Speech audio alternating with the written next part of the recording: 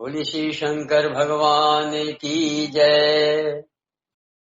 जय जय माता पार्वती की जय। जय जय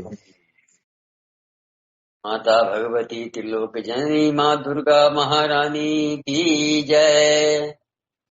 जय जय जय श्री भगवान वेद व्यास की जय। जय जय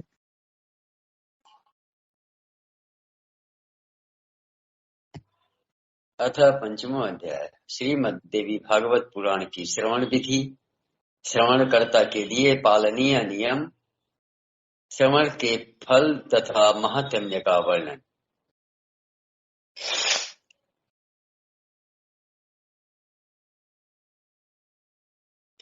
ऋषियों ने कहा, हे महाभाग सूत जी, हम लोगों ने श्रीमद् देवी भागवत महात्म्य सुन लिया और अब इस पुराण के श्रवण की विधि सुनना चाहते हैं। सूत जी बोले, हे मुनियों, अब आप लोग इस पुराण के श्रवण का विधान सुने। सुनने वाले मनुष्यों की समस्त क्रियाएं सिद्ध हो जाती है। पुराण श्रवण के इच्छुक विद्वान मनुष्य को चाहिए कि वह सर्वप्रथम ज्योतिषी को बुलाकर शुभ मुहूर्त निर्धारित कर ले। इसके लिए ज्येष्ठ मास से लेकर 6 महीने शुभ कारक होते हैं। हस्त, अश्वनी, मूल, पुष्य, रोहिणी, अनुराधा, मृगशिरा तथा श्रवण नक्षत्र पुण्यतिथि तथा शुभ दिन में श्रीमद् देवी भागवत पुराण का श्रवण कल्याणकारी होता है। जिस नक्षत्र में बृहस्पति हो,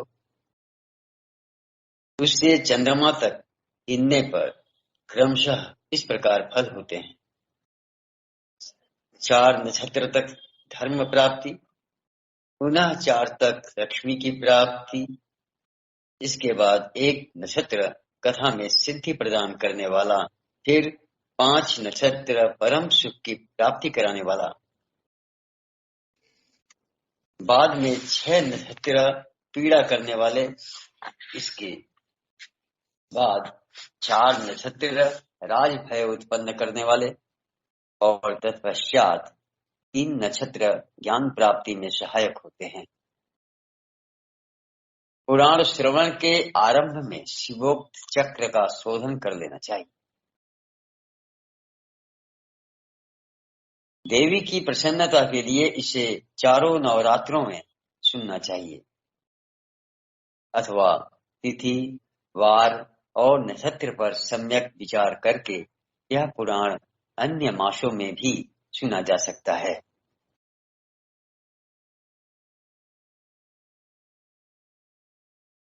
विवाह आदि में जिस प्रकार उत्साह पूर्वक तैयारी की जाती है, उसी प्रकार नवाह यज्ञ के अवसर पर भी बुद्धिमान मनुष्यों को प्रयत्न पूर्वक सामग्री आदि की तैयारी करनी चाहिए। पाखंड तथा लोभ से रहित, चतुर, उदार एवं देवी भक्त सज्जनों को भी सहायक के रूप में लेना चाहिए।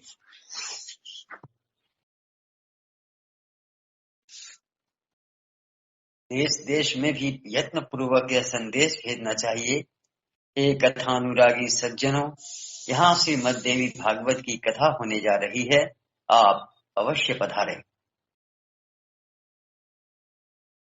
चाहे सूर्य की उपासना करने वाले हों, चाहे गणेश भक्त हों, चाहे शैव हों, चाहे वैष्णव अथवा शक्ति के उपासक हों, सभी इस कथा के श्रवण के अधिकारी हैं, क्योंकि सभी देवता शक्ति के साथ ही रहते हैं। इसीलिए श्रीमद् देवी भागवत की कथा रूपी सुधा के रसिक प्रेमी जनों को कथा श्रवण के लिए विशेष रूप से आना चाहिए। ब्राह्मण, क्षत्रिय, वैश्य, शूद्र, चारों वर्ण के स्त्री पुरुष एवं ब्रह्मचर्य, गार्हस्थ्य, वानप्रस्थ, संन्यास, इन चारों आश्रमों में निरत मनुष्यों को चाहे सकाम भाव से अथवा निष्काम भाव से अवश्य ही इस कथा सुधा का पान करना चाहिए। जिन लोगों को पूरे 9 दिन तक कथा सुनने का अवकाश न मिल सके, वे जब भी समय मिले तभी आ जाए, क्योंकि यज्ञ में क्षण भर भी पहुंच जाना विशेष पुण्यदायक होता है। बड़ी नम्रता के साथ मनुष्यों को निमंत्रण देना चाहिए और आए हुए श्रोताओं के बैठने का भी समुचित प्रबंध करना चाहिए। विस्तृत भूमि में कथा प्रवचन का सुंदर स्थान बनाना चाहिए।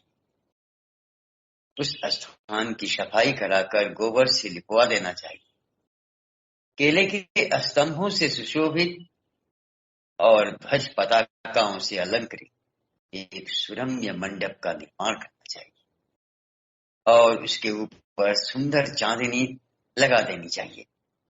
कथावाचक का आसन दिव्य तथा सुखकर आस्तरण से युक्त होना चाहिए।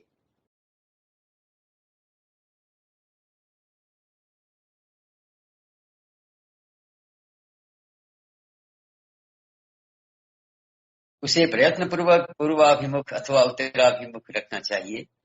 कथा श्रवण के लिए आने वाले पुरुष तथा स्त्री श्रोताओं के लिए भी यथा योग्य पृथक पृथक आसनों की व्यवस्था करनी चाहिए। कृत्व संपन्न संयमी शास्त्रज्ञ देवी की आराधना में तत्पर दयालु लोभहीन दक्ष तथा धैर्यशाली कथावाचक उत्तम माना गया है।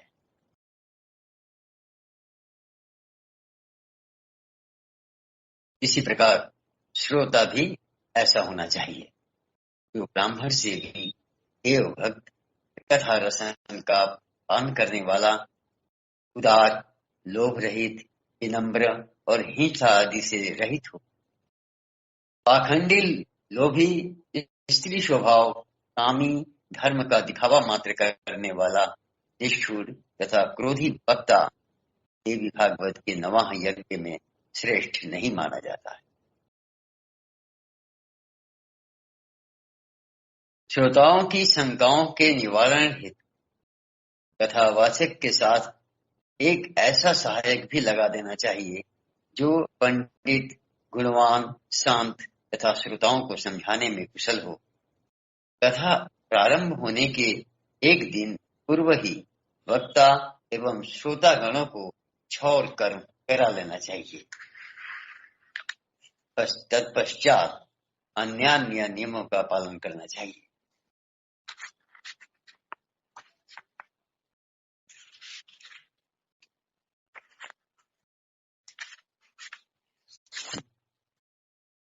उस दिन शौच आदि से निवृत्त हो अरुणोदय वेला में ही स्नान कर लेना चाहिए। संध्या तथा तर्पण आदि नित्य कर्म संक्षेप में ही करना चाहिए। तत्पश्चात कथा श्रवण का अधिकारी बनने के लिए गोदान करें और सब विघ्नों को दूर करने वाले श्री गणेश जी का सर्वप्रथम पूजन करें। कलश स्थापन करके वहां 10 दिक्पालों, वटुक, क्षेत्रपाल, सभी योगिनियों और मातृकाओं का भी पूजन करें। तुलसी, नवग्रह, विष्णु तथा शिव जी का पूजन करके 9 अक्षर मंत्र से जगदम्बा का पूजन करना चाहिए।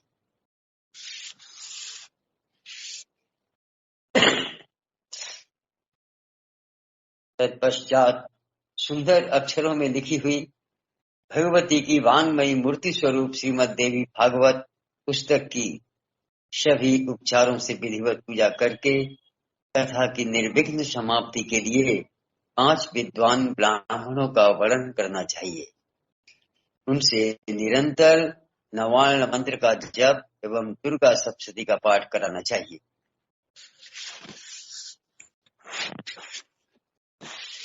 अंत में प्रदक्षिणा तथा नमस्कार के बाद इस प्रकार स्तुति करें। हे कात्यायनी, हे महामाये, हे भुवनेश्वरी, हे कृपामये, हे भवानी, मैं संसार सागर में डूब रहा हूँ, मेरा उद्धार कीजिए। तथा हे ब्रह्मा विष्णु महेश से पूजनीया माता जगदम्बिके, मेरे ऊपर प्रसन्न होइए। हे देवी, आप मुझे मनोवांछित वर प्रदान कीजिए। आपको बार बार प्रणाम है। इस प्रकार प्रार्थना करके स्वस्थ चित्त होकर कथा सुने।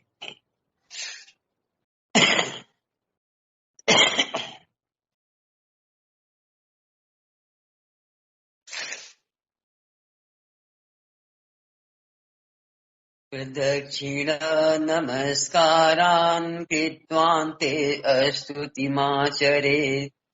कात्यायनी महामाये भवानी भुवनेश्वरी, संसार सागरे मग्नम् मामुद्धर कृपामये।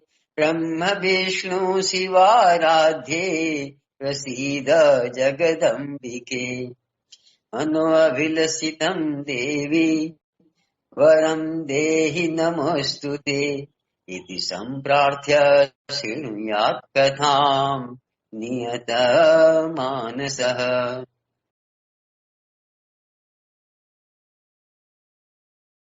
उस समय संयत चित्त होकर वक्ता को साक्षात व्यास समझकर विधिवत उनकी पूजा करे और वस्त्राभूषण तथा माला आदि पहनाकर उसे प्रार्थना करे। समस्त शास्त्र तथा पुराण इतिहास के ज्ञाता हे व्यास जी, आपको नमस्कार है। आप कथा रूपी चंद्रमा की ज्योति से हमारे अंतःकरण के अंधकार समूह को नष्ट कीजिए।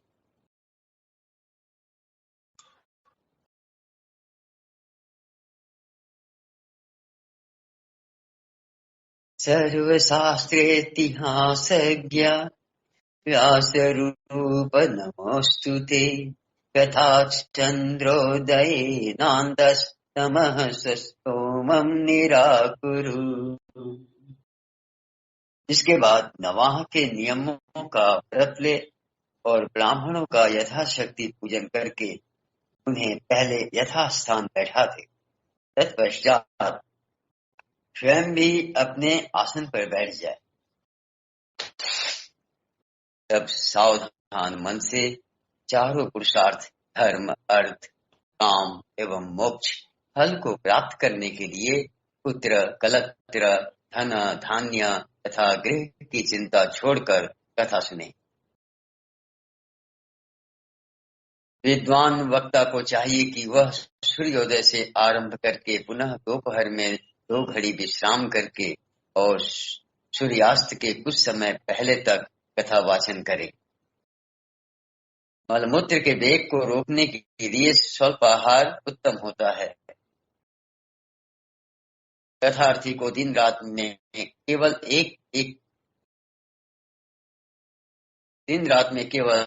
एक बार भविष्यान्न का भोजन करना ही ठीक है, अथवा फल आहार करे या केवल दूध घी के आहार पर ही रहे। बुद्धिमान को चाहिए कि ऐसा आहार ग्रहण करे जिससे कथा में किसी प्रकार की बाधा न हो। हे द्विजगण, अब मैं कथा श्रवण में निष्ठा रखने वालों के नियम बताता हूँ। जो लोग ब्रह्मा, विष्णु और शिव में भेद दृष्टि रखते हैं, देवी की भक्ति से रहित हैं, जो पाखंडी, हिंसक तथा दुष्ट हैं और जो ब्राह्मणों से द्वेष रखने वाले तथा नास्तिक हैं, वे कथा श्रवण के योग्य नहीं है। जो पर स्त्री, पराया धन, ब्राह्मण धन तथा देव संपत्ति के हरण में लुप्त रहते हैं, उनका कथा श्रवण में अधिकार नहीं है। श्रोता को चाहिए कि वह ब्रह्मचर्य का पालन करे, पृथ्वी पर सोए, सत्य बोले, जितेंद्रिय रहे तथा कथा की समाप्ति पर संयम पूर्वक पत्तल पर भोजन करे। व्रती को बैगन, पहेड़ा यानी कलिंद, तेल, दाल, मधु और जला हुआ बासी तथा भाव दूषित अन्न का त्याग कर देना चाहिए।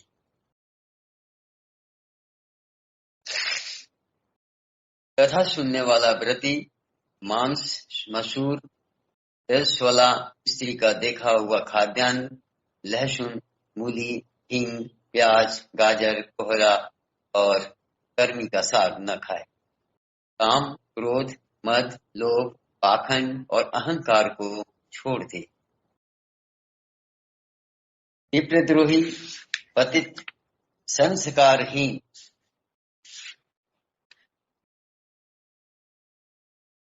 चांडाल, यवन, अंत्यज, रजस्वला स्त्री और पेट विहीन मनुष्यों से तथा व्रती को वार्तालाप नहीं करना चाहिए।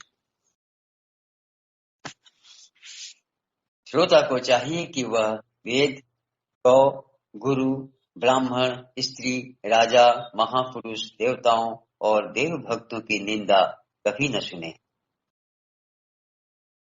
जो कथा व्रती हो उसे सर्वदा विनयशील, सरल चित्त, पवित्र, दयालु, कम बोलने वाला तथा उदार मन वाला होना चाहिए।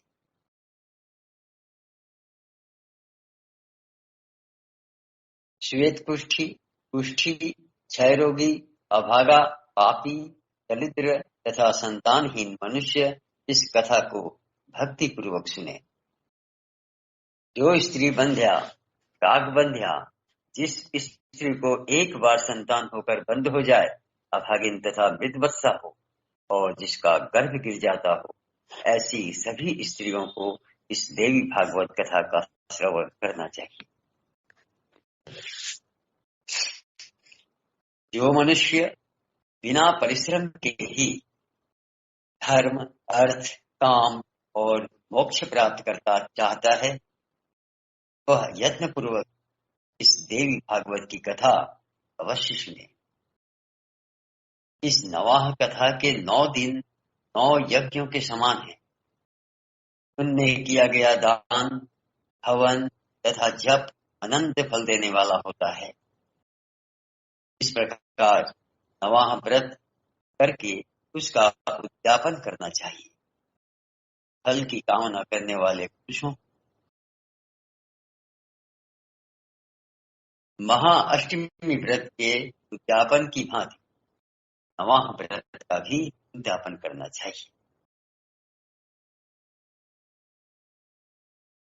निष्काम व्यक्ति कथा के श्रवण मात्र से पवित्र होकर मुक्ति पा जाते हैं, क्योंकि परा भगवती मनुष्यों को भोग और मोक्ष सब कुछ देने वाली है।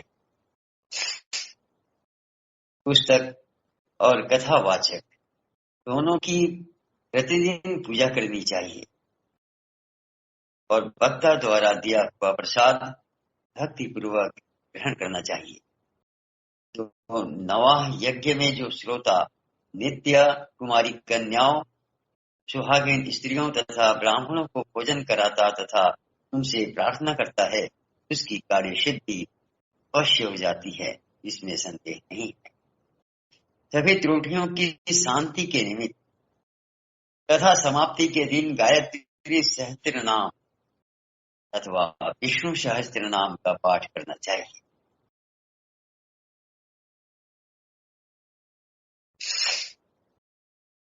इनके स्मरण तथा नाम कीर्तन से तप, यज्ञ, क्रिया आदि में न्यूनता समाप्त हो जाती है।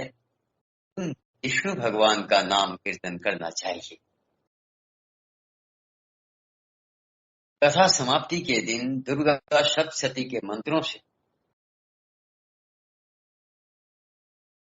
अथवा देवी महात्म्य के मूल पाठ से या नवान्न मंत्र से होम करना चाहिए अथवा घृत सहित पायस द्वारा गायत्री मंत्र का उच्चारण करके हवन करें, क्योंकि यह श्रीमद देवी भागवत महापुराण गायत्रीमय कहा गया है।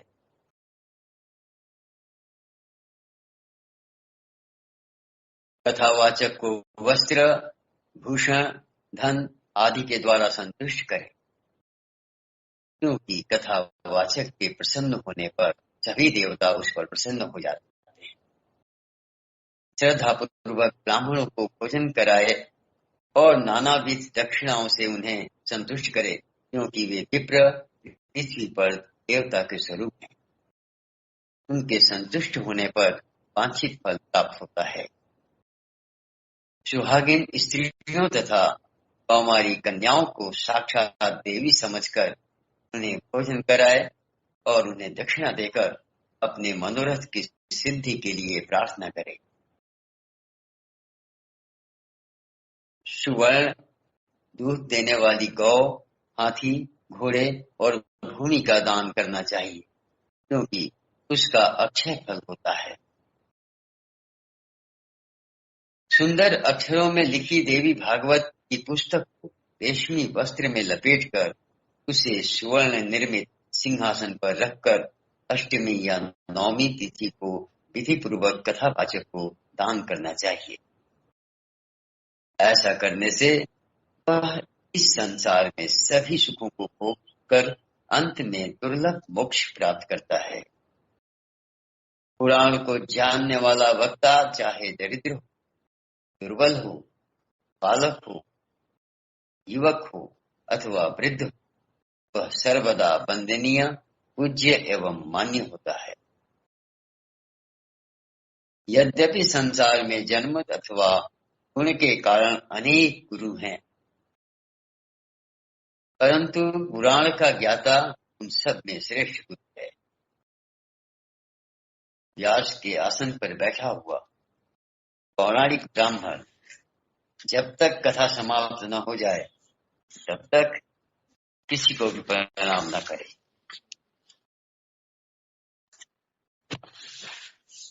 जो लोग इस दिव्य पौराणिक कथा को श्रद्धा रहित होकर सुनते हैं, उन दुख तथा दारिद्र्य युक्त मनुष्यों को कथा श्रवण का पुण्य फल प्राप्त नहीं होता।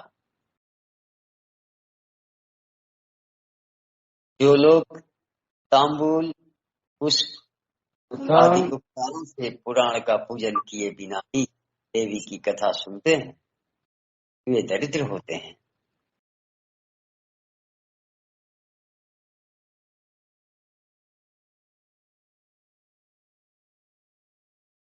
और जो लोग कथा के बीच में ही उसे छोड़कर अन्यत्र चले जाते हैं, कुछ ही समय बाद उनकी संपदाएं एवं स्त्री आदि नष्ट हो जाते हैं। जो अभिमानवश व्यास से ऊंचे स्थान पर बैठकर कथा सुनते हैं, वे नरक यातना भोग कर इस लोक में कौवे की योनि पाते हैं। जो बहुमूल्य आसन पर अथवा वीर आसन से बैठकर दिव्य कथा का श्रवण करते हैं, वे अर्जुन वृक्ष होते हैं। कथा होते समय जो लोग व्यर्थ तर्क वितर्क करते हैं, वे इस लोक में पहले गर्दभ योनि में तत्पश्चात गिरगिट की योनि में जाते हैं। जो लोग पुराण जानने वालों की अथवा पाप नाशिनी कथा की निंदा करते हैं, वे सैकड़ों जन्म तक दुष्ट कुत्ते होते हैं, इसमें संदेह नहीं है। जो लोग कथावाचक के बराबर आसन पर बैठकर कथा सुनते हैं, उन्हें गुरु के आसन पर बैठने का पाप लगता है और वे नरक में वास करते हैं। जो लोग वक्ता को प्रणाम किए बिना ही कथा सुनने लगते हैं, वे जन्मांतर में विषैले वृक्ष होते हैं। इसी प्रकार जो लोग लेटे लेटे कथा सुनते हैं, वे अजगर सांप की योनि पाते हैं। जो मनुष्य कभी भी पुराण की कथा नहीं सुनते, वे घोर नरक भोग कर बनेले सुअर की योनि में जाते हैं। जो सठ मनुष्य कथा का अनुमोदन नहीं करते अपितु उसमें विघ्न डाला करते हैं, वे करोड़ों वर्षों तक नरक यातना भोग कर अंत में ग्राम शुकर होते हैं। जो लोग पुराण वेदता को आसन, पात्र, द्रव्य, फल, वस्त्र तथा कंबल प्रदान करते हैं, वे भगवान के परम पद को प्राप्त करते हैं।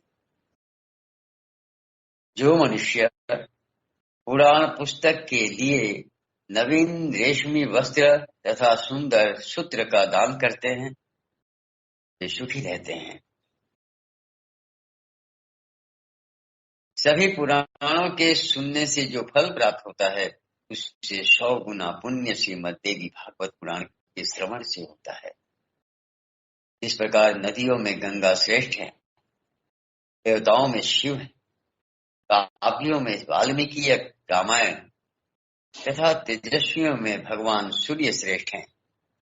और जैसे आनंद देने वालों में चंद्रमा, सब धनों में सुयश, क्षमाशीलों में पृथ्वी, गंभीरता में समुद्र, मंत्रों में गायत्री तथा पाप नाश के उपायों में भगवत स्मरण श्रेष्ठ है, उसी प्रकार 18 पुराणों में यह श्रीमद् देवी भागवत पुराण सर्वश्रेष्ठ है। जिस किसी भी उपाय से यदि कोई मनुष्य इस महापुराण की 9 आवृत्तियां सुन ले तो उसके फल का वर्णन नहीं किया जा सकता, वह तो जीवन मुक्ति ही हो जाता है। किसी शत्रु राजा से भय होने पर, महामारी के समय अकाल पड़ने पर तथा राष्ट्र भंग के अवसर पर उसकी शांति के लिए यह पुराण सुनना चाहिए। हे विप्रो, भूत प्रेत आदि के समन के लिए, शत्रु से राज्य प्राप्त करने के लिए और पुत्र प्राप्ति के लिए श्रीमद् देवी भागवत का श्रवण करना चाहिए। जो देवी भागवत के आधे श्लोक या चौथाई श्लोक को भी प्रतिदिन सुनता या पढ़ता है वह परम गति को प्राप्त होता है।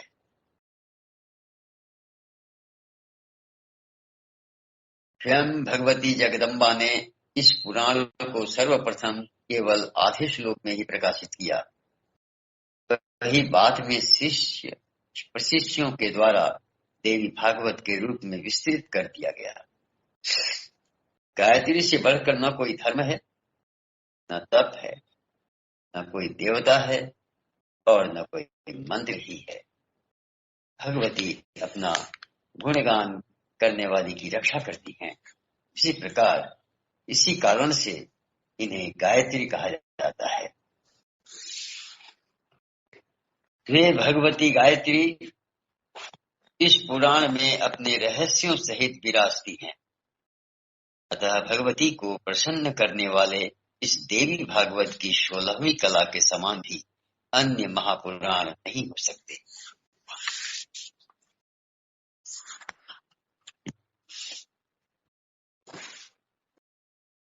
श्रीमद् देवी भागवत पुराण अत्यंत निर्मल है,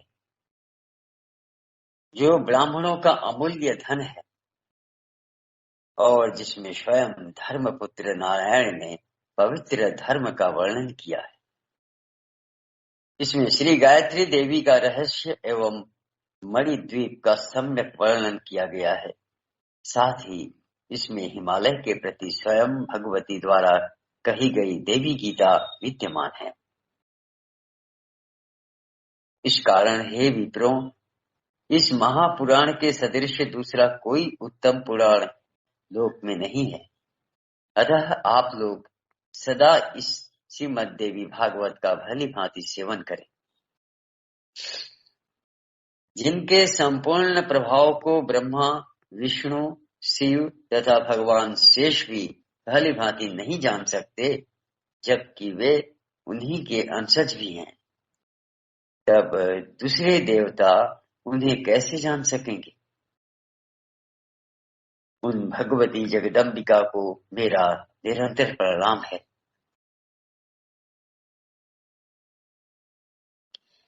जिनके चरण कमलों की धूलि पाकर ब्रह्मा समस्त संसार की रचना करते हैं, भगवान विष्णु निरंतर पालन करते हैं और रुद्र संहार करते हैं, दूसरे किसी उपाय से वे अपना अपना कार्य करने में समर्थ नहीं हो सकते, ऐसी उन भगवती जगदम्बिका को मेरा सतत प्रणाम है। अमृत सागर के तट पर कल्प वृक्ष की वाटिका से सुशोभित मणिद्वीप में स्थित बहुवर्ण चित्रित चिंतामणि में भवन में तथा परम शिव के हृदय में विराजमान रहने वाली और मंद मंद मुस्कान युक्त मुखमंडल वाली जगदम्बा का ध्यान करके मनुष्य सांसारिक सुखों का उपभोग करता है, अंत में निश्चय ही मोक्ष प्राप्त करता है। इस प्रकार ब्रह्मा, विष्णु, शिव, इंद्र आदि देवताओं एवं समस्त महर्षियों द्वारा पूजित मणिद्वीप निवासिनी वे भगवती संसार का कल्याण करती रहें।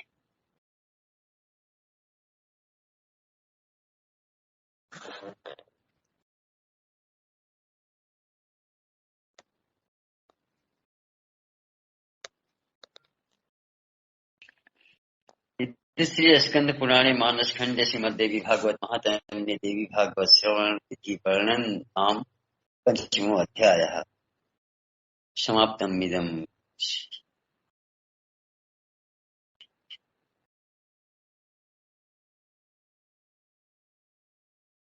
श्री शंकर भगवान की जय। जय।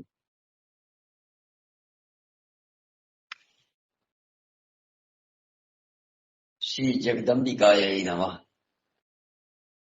ओम ऐं ह्रीं क्लीं चामुंडायै विच्चे। श्रीमद् देवी भागवत महापुराण पूर्वार्ध प्रथमः स्कन्धः अथ प्रथमो अध्यायः।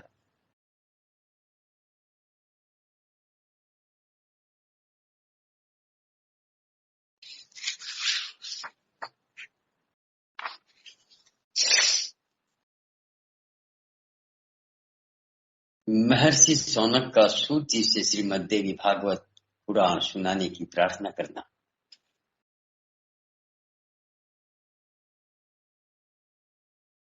जो सर्व चेतना स्वरूपा आदि शक्ति तथा ब्रह्म विद्या स्वरूपिणी भगवती जगदम्बा हैं, उनका हम ध्यान करते हैं। वे हमारी बुद्धि को प्रेरणा प्रदान करें।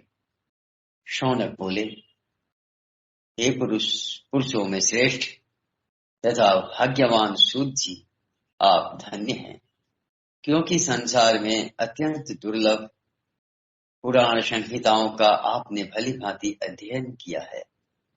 हे पुण्यात्मन, हे मानद, आपने कृष्ण द्वैपायन व्यास रचित 18 महापुराणों का सम्यक अध्ययन किया है, जो पंच लक्षणों से युक्त तथा गूढ़ रहस्यों से समन्वित है और जिनका आपने सत्यवती पुत्र व्यास जी से ज्ञान प्राप्त किया है।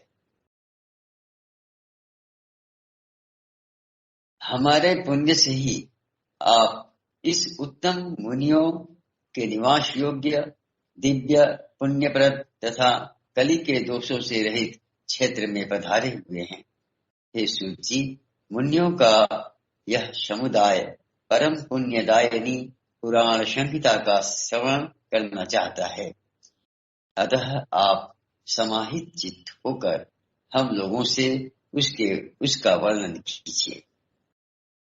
हे सर्वज्ञ, आप तीनों तापों दैहिक, दैविक, भौतिक से रहित होकर दीर्घजीवी हों। हे महाभाग ब्रह्म प्रतिपादक देवी भागवत महापुराण का वर्णन करें। हे सूत जी, जो मनुष्य श्रवणेन्द्रिय युक्त होते हुए भी केवल जिह्वा के स्वाद में ही लगे रहते हैं और पुराणों की कथाएं नहीं सुनते, वे निश्चित ही अभागे हैं। जैसे षड्रस के स्वाद से जिह्वा को आह्लाद होता है, वैसे विद्वत जनों के वचनों से कर्णेन्द्रिय को आनंद प्राप्त होता है।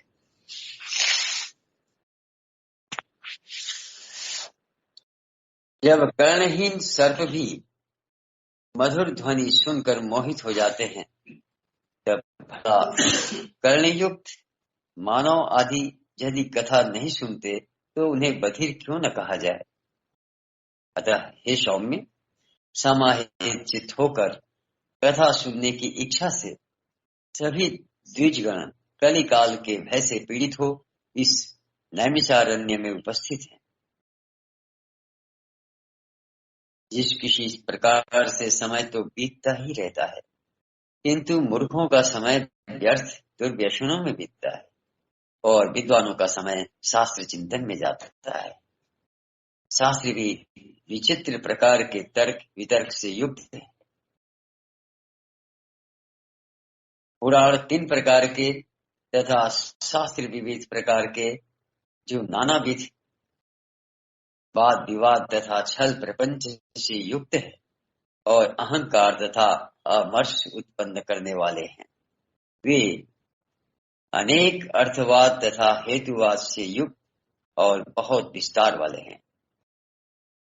उन शास्त्रों में वेदांत शास्त्र सात्विक, मीमांसा राजस तथा न्याय शास्त्र तामस कहा गया है, क्योंकि वह हेतुवाद से परिपूर्ण है।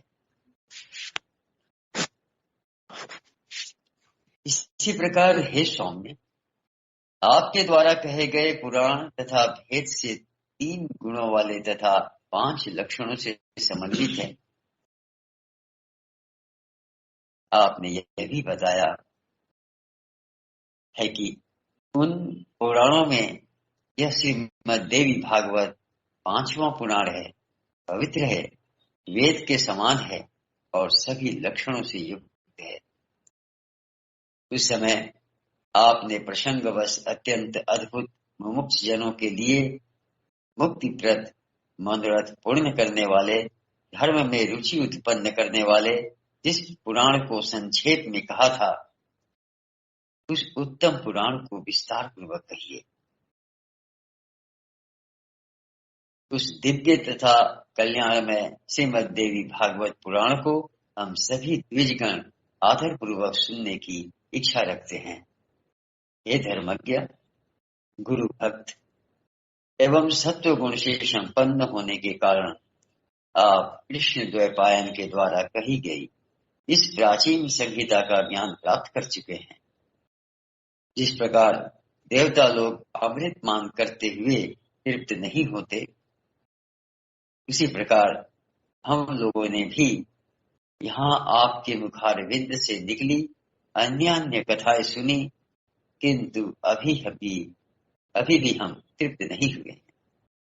हे सूत जी, उस अमृत को धिक्कार है जिसके पीने से कभी मुक्ति नहीं होती, परंतु इस भागवत रूपी कथा सुधा के पान से तो मनुष्य शीघ्र ही भव संकट से मुक्त हो जाता है।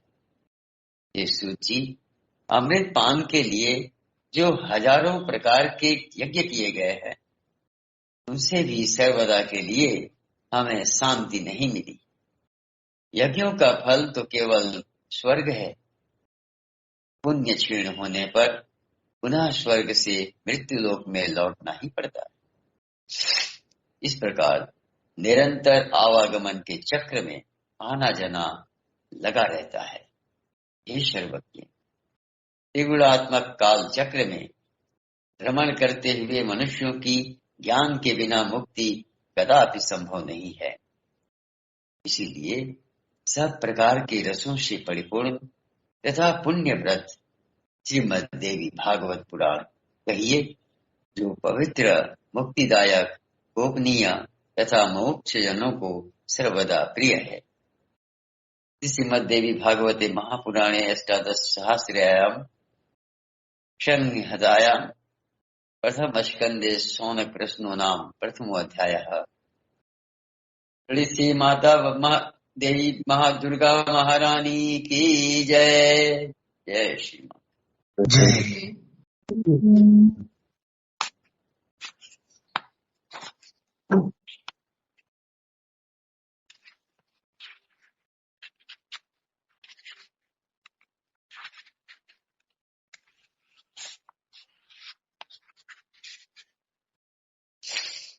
अथ द्वितीय अध्याय। सूत जी द्वारा श्रीमद् देवी भागवत के स्कंद, अध्याय तथा श्लोक संख्या का निरूपण और उसमें प्रतिपादित विषयों का वर्णन। सूत जी बोले, हे मुनिजनों, मैं धन्य और महान भाग्यशाली हूँ, जो कि आप महात्मा के वेद विश्रुत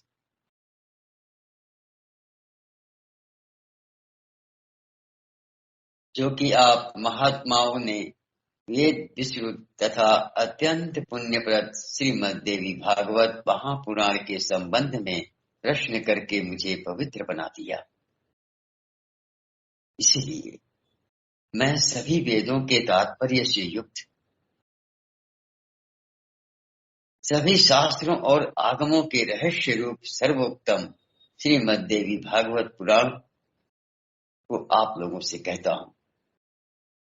हे द्विजगण, ब्रह्मा विष्णु महेश से सेवित स्तुति परायण मुनिजनों के सतत ध्यान करने योग्य तथा योगियों को मुक्ति रूप देने वाले भगवती के सुंदर एवं कोमल चरण कमलों में प्रणाम करके मैं अब उस उत्तम पुराण का भक्ति पूर्वक विस्तार से वर्णन करूंगा, जो सभी रसों से युक्त, शोभा संपन्न, सभी रसों का निधान एवं श्रीमद देवी भागवत के नाम से प्रसिद्ध है। वैदिक मार्गानुसार जिसे विद्या कहते हैं, जो सर्वदा आदि शक्ति कही जाती हैं, जिन्हें योगी लोग पराशक्ति भी कहते हैं, जो सर्वज्ञ भव बंधन काटने में निपुण तथा जो सबके हृदय देश में विराजती है, और दुरात्मा प्राणी जिन्हें नहीं जान सकते, मुनियों के ध्यान करने पर जो शीघ्र प्रत्यक्ष दर्शन देती हैं, वे भगवती सर्वदा सिद्धिदायिनी बनी रहें।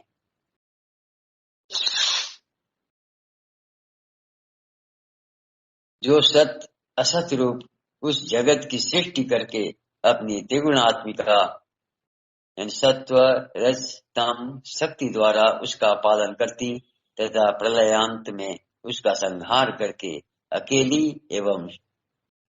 स्वयं लीला रमण करती हैं, उन समस्त विश्व की जननी भगवती का मैं मन ही मन स्मरण करता हूँ। यह संसार में प्रसिद्ध है कि ब्रह्मा ही इस संपूर्ण जगत के सृष्टा, साथ ही सभी वेदज्ञ तथा पुराण वेत्ता भी यही कहते हैं।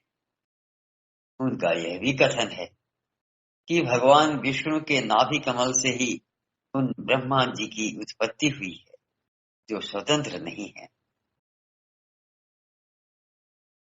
अपितु विष्णु की प्रेरणा से ही वे संसार की सृष्टि करते हैं। जब कल्पांत में सर्वत्र जलमय हो जाता है, तब केवल शेष शैया पर भगवान विष्णु शयन करते हैं और उन्हीं के नाभि कमल से ब्रह्मा का आविर्भाव होता है।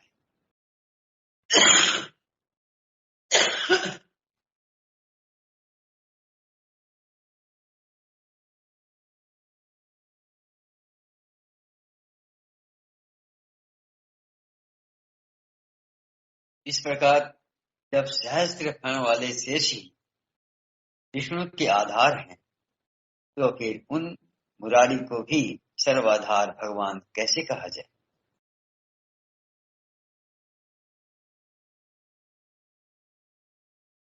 प्रलयकालीन समुद्र का जल भी तो रस रूप ही है और बिना पात्र रस कहीं ठहर नहीं सकता। अतएव जो सब प्राणियों में शक्ति रूप से विराजती रहती, मैं उन संपूर्ण संसार की जननी आदि शक्ति भगवती की शरण ग्रहण करता हूँ।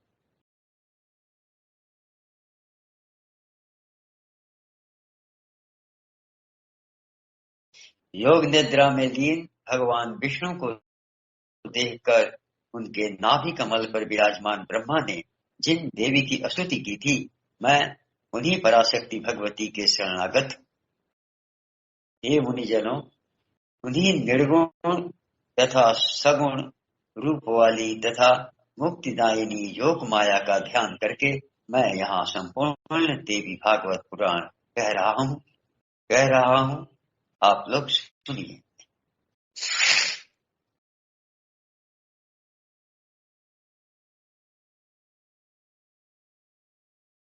यह श्रीमद् देवी भागवत नामक महापुराण अत्यंत पवित्र एवं उत्तम है।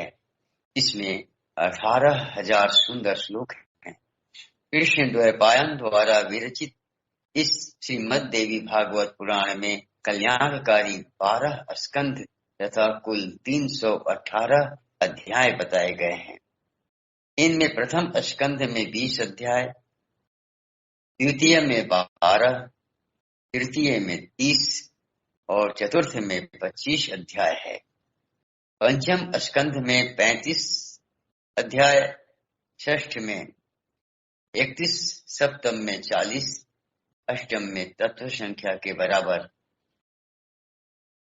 अर्थात 24, नवम में 50 और दसम स्कंध में 13 अध्याय मुनि व्यास जी ने कहे हैं। इसी प्रकार हे मुनिगण, एकादश स्कंध में 24 और द्वादश स्कंध में 14 अध्याय बताए गए हैं। इस प्रकार महात्मा व्यास जी ने उस महापुराणों में अध्यायों की संख्या बताई। इसमें श्लोकों की संख्या 18,000 कही गई है। सर्ग, प्रतिसर्ग, वंश, वर्णन, मनवंतर तथा वंशानुचरित, इस प्रकार पुराणों के ये 5 लक्षण हैं।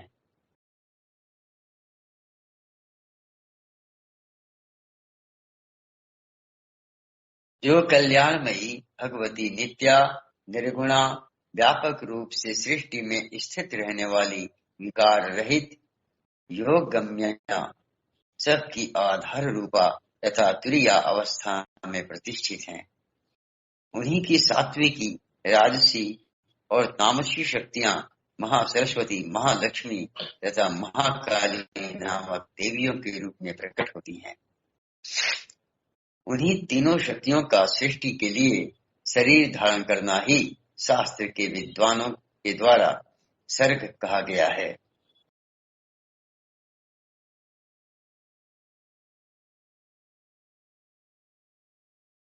तदनंतर जगत के सृजन, पालन तथा संहार के लिए ब्रह्मा, विष्णु और महेश की उत्पत्ति कही गई है और उसे ही प्रतिसर्ग कहा गया है।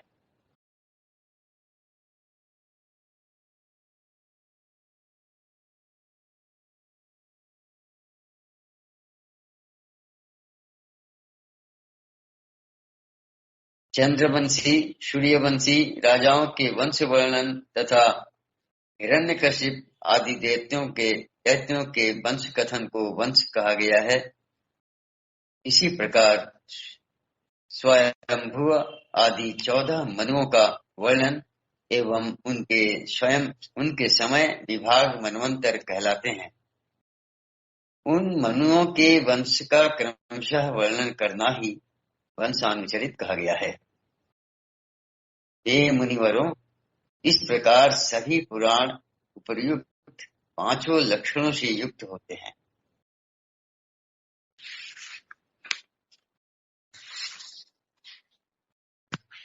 सवा लाख श्लोकों का महाभारत नामक ग्रंथ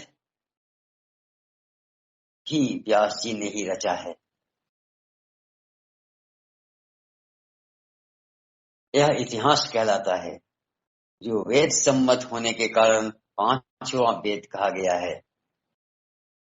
शौनक जी बोले, ये सूत जी, ये पुराण कौन कौन से हैं और कितने हैं?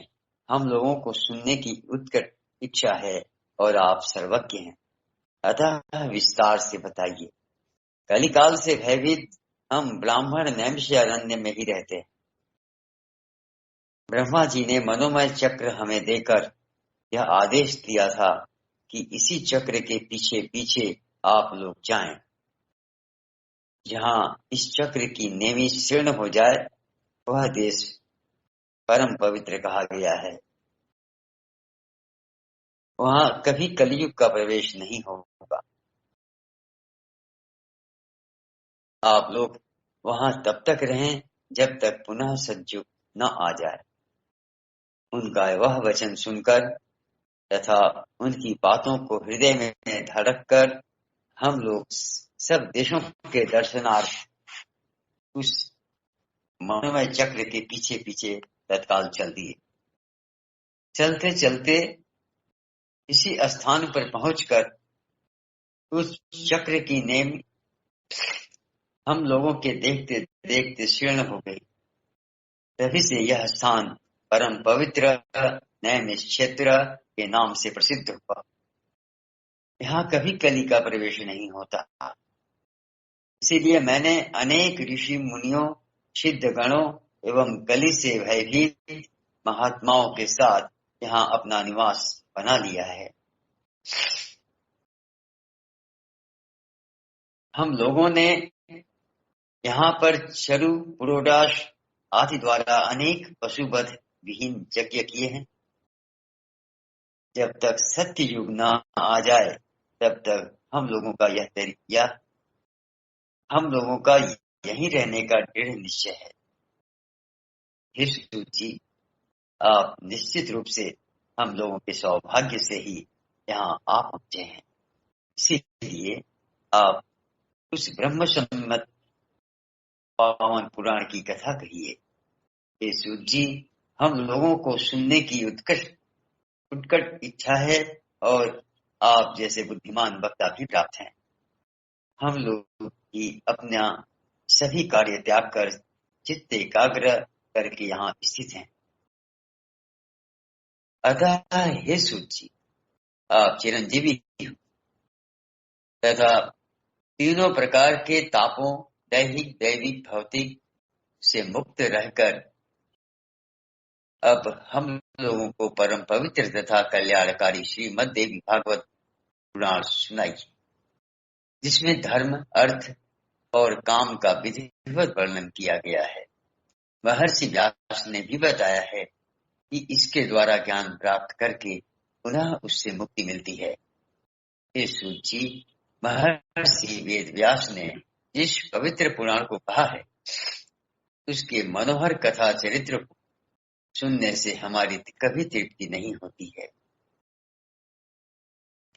सभी गुणों का एकमात्र स्थान परम पवित्र समस्त संसार की जननी भगवती के लीला नाट्य के समान विचित्र, सभी पाप समूहों का नाश करने वाले तथा सब प्रकार की अभिलाषाओं को पूर्ण करने वाले तथा भगवती के नाम से समन्वित श्रीमद् देवी भागवत महापुराण को प्रकट कीजिए। श्रीमद् देवी भागवते महापुराणे अष्टादश सहस्रायाम संहितायां प्रथम स्कंधे ग्रंथ संख्या विषय वर्णनम नाम द्वितीय अध्याय। ऋषि शंकर भगवान की जय। जय। श्री माता पार्वती की जय। जय। जय। श्री माता भगवती दुर्गा महारानी की जय। जय। जय। श्री भगवान वेद व्यास की जय। जय। जय।